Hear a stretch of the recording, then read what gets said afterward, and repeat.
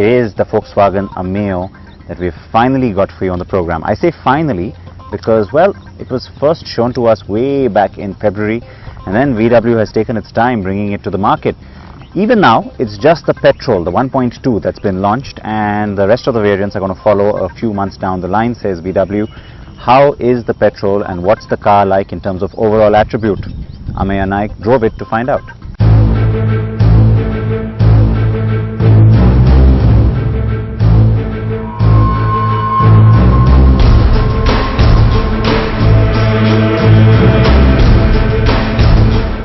There were a lot of expectations from Volkswagen when it announced the launch of a sub-4 meter sedan.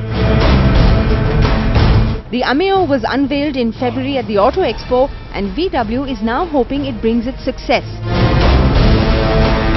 Success that has been very elusive for the German car maker in India. And if the car does well, it may just rub off on one Amea of our own. Well, it's seldom that you get a car named after yourself. Well, halfway there, Ameo is far enough, I guess. But Volkswagen is come out with this subcompact sedan, which actually tells us how serious the company is about its India plans. Well, getting into the segment, which is already crowded by many rivals, Volkswagen wants to make a statement. And they did so by saying that it's made in India, made for India. What they left out though was that it's designed in Wolfsburg. But Volkswagen is very serious about this market, and we'll see the diesel variant come out by Diwali this year. But this one, for the time being, we have the petrol.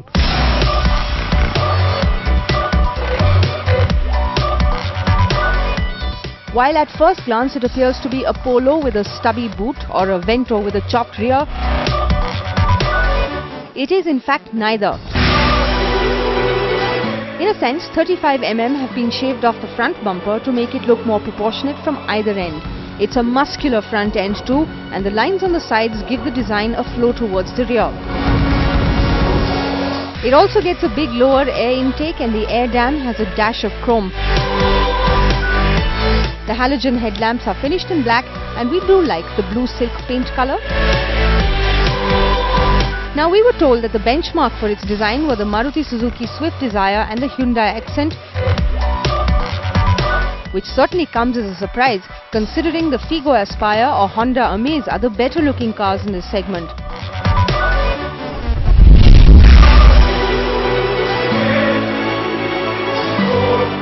Volkswagen is offering only the petrol 1.2 litre engine to begin with, and this is a tried and tested mule in India. 73 bhp is what it produces, and there's 110 Nm of torque on offer, and you might say the power is pretty sufficient for the segment.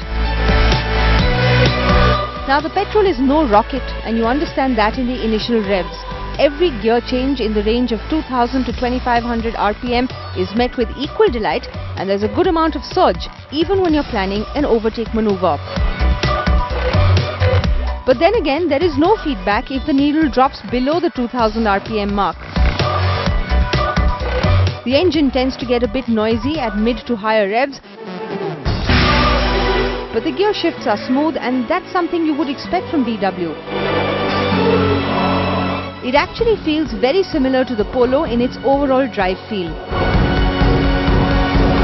The lack of power probably compensates for the fuel economy figures of 17.83 kilometers to the litre, and that is a big thumbs up for Volkswagen. On the safety front, VW has done well.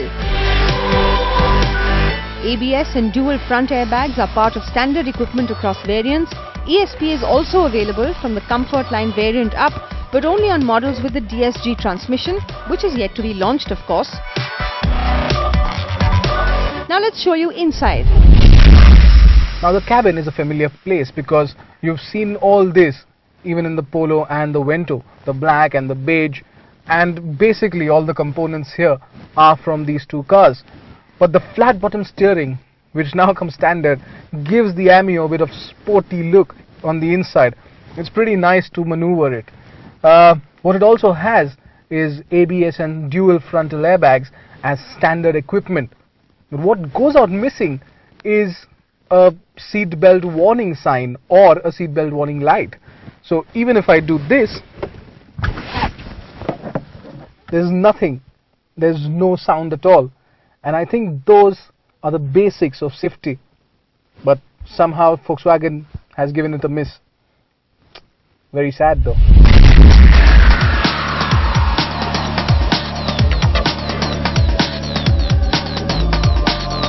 The wheelbase is the same as the Polo, and so you will feel a bit cramped at the rear, but there's enough boot space to gobble up your luggage.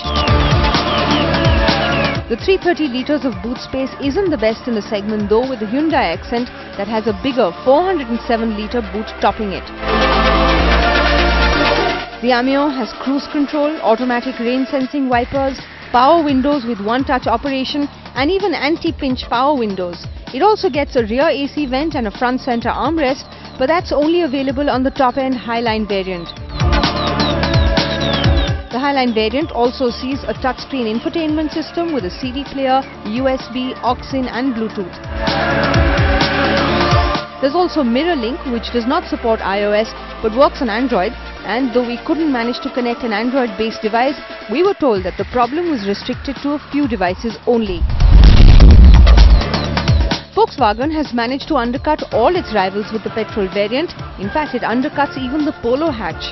The Ameo petrol starts at 5,24,000 rupees and tops off at 7,05,000 rupees ex-showroom Delhi.